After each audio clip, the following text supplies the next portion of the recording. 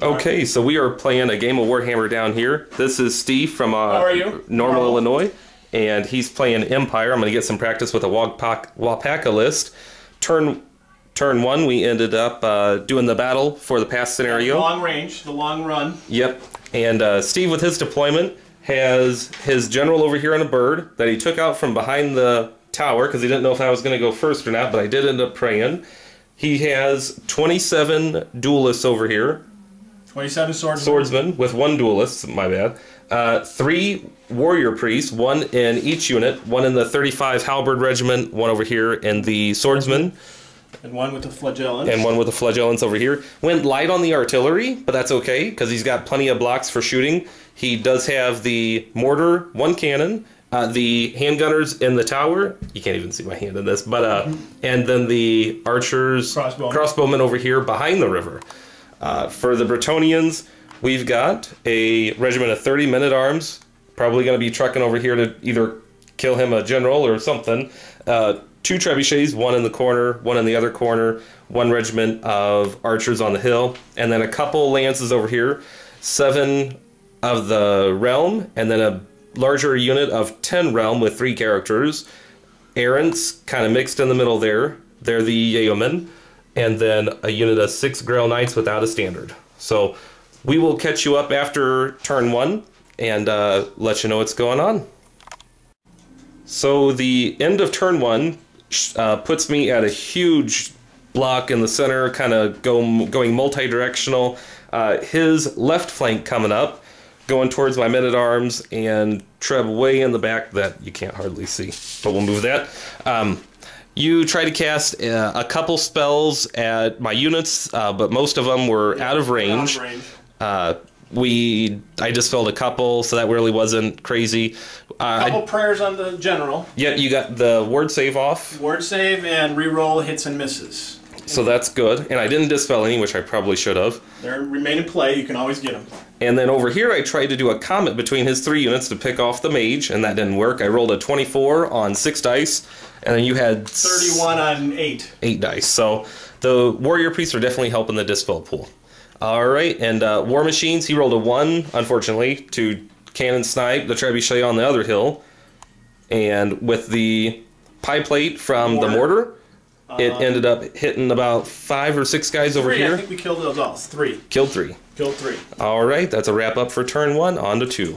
Keep going with the other one. So this is turn 2 shooting phase. And poor Steve over here, the second time using a different dice, rolled another 1 to try and kill the trebuchet. So it will die, but not hopefully this turn. I think his pie plate's going to go on top of the men-at-arms. Yep. All right, so bye-bye to them. So turn 2, we charged the building over here, killed a couple guys, but he held with his leadership check, with his BSB re-rolling. The bird moved up more on the flank over here. The men-at-arms are at a standoff with him, or trying their best. And we got Comet off, which did a couple wounds on the swordsman and the halberdiers, and got rid of the level 3 mage. But to your defense, you did get a Lookout Sir roll, but failed. It did fail. It did fail. So we're going to be heading into turn 3. Okay, and we'll be back. So end of turn 3, we've got the Griffin coming back, going towards the rock lobber, or the trebuchet. It did stray off and hit the model, and did 1 wound to the bird. Then we've got the charge in here into the fanatics, which ended up killing 1 Knight of the Realm and a few... 6 or 7 fanatic guys. The charge over here into the support unit, just to hopefully deter it out of the way, killed 3 guys, made it run because of a big combat res, but then reformed to prepare for the 35 halberdiers coming in. Being, what, 13 inches deep, I don't think I can really get out of the way of a flank charge. So that's the ultimate strategy there. The errants over here did charge in, killed 5 of the swordmasters, but didn't break them. They held. Luckily, they are probably going to follow through and kill some stuff this next turn. And then the Grail Knights reformed, still touching the building. So they cannot enter, and we'll see what goes on. Don't forget to mention your massive miscast and now your level 1 wizard. My level 1 wizard, your right, level 4 became hiding back there. did miscast a comet over here, killing the other mage, but then becoming level 1 herself. No, the curse. The curse of Midnight's... Curse of the Midnight Sun. That's right. I'm sorry. So I had to reroll my 6s. And then blew up herself. So luckily that happened on a low casting spell. Yeah. That is the end of wrap up turn 3. So beginning of turn 4, we've got a charge into the flank, which I obviously didn't see or plan on because I wouldn't want that to happen. And then the bird's going over into the trebuchet. We're probably going to call it after this turn, so he's going to get points for that lance. And we'll see what I can scrape up at the bottom of mine.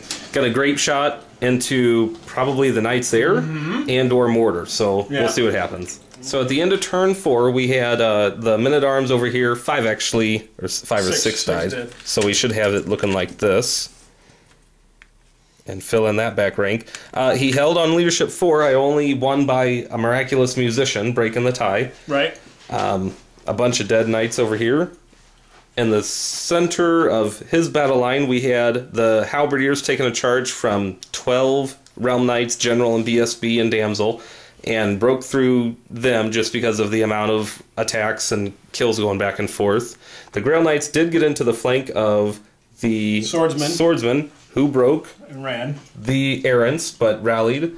And then the cannon, which would have got a good grape shot off on the general's unit, blew up. Misfired, yep. So it was a good game. And Steve was telling me just a second ago that we... go ahead. Never fought rats before, so this is the first time, and I made a mistake attacking the second trebuchet. My general should have turned about turn 3 and come across the board to flank attack some of these knights. Kind of in the center when we had the... everybody was stacked up here. Yeah, when we had 4 or 5, the 4 lances, kind of timidly waiting to see where things went to. I should have turned, and as soon as he turned his men-at-arms around, I should have turned and come to the center. But interesting. Biggest block of width I've ever fought with halberdiers. I don't know if I'm ready to go horde with them yet, but 7 by 5 felt pretty good. Missed the detachment attack. I would have liked that into the flank.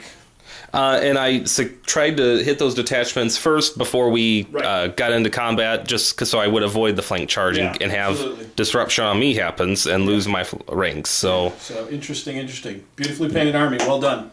So hopefully this will help with what the Waupaca list. I like the Grail Knights. The buildings are always tough because it's kind of limited on cavalry getting in there, but you know. So how many men in your men-at-arms?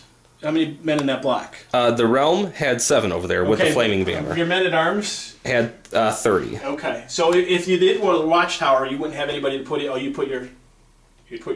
Yeah, I could do archers, and then since they're too big, I really only have the archers to go in there. Okay, see, and that's there's a part of me after playing Watchtower at Merry Mayhem. You got to have 1 unit of 20 prime infantry. And I don't know if you have 20 prime infantry. Well, and the only thing I could think of is maybe a Grail Reliquary that are they're stubborn, they have hatred, and they have hand weapon shield. But I mean, they're overcosted versus a normal men-at-arm.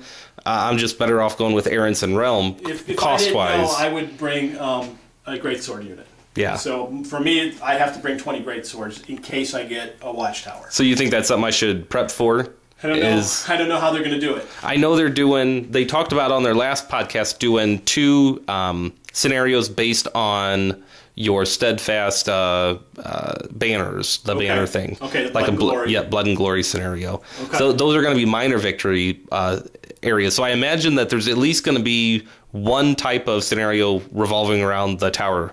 Or some other piece of terrain. Something about a hill. So yeah, I think they're going to have an alternative thing to it but it could be, I could be mistaken on that. So but after fighting orcs in Merry Mayhem with plain old swordsmen, even with skill 4 swordsmen, you can't knock them out of a building. Yeah, and even like Chaos Warriors, I couldn't touch Chaos Warriors. I would just give up at that point and play a corner or something. Yeah. But through the battle, you did get both trebuchets, which is good.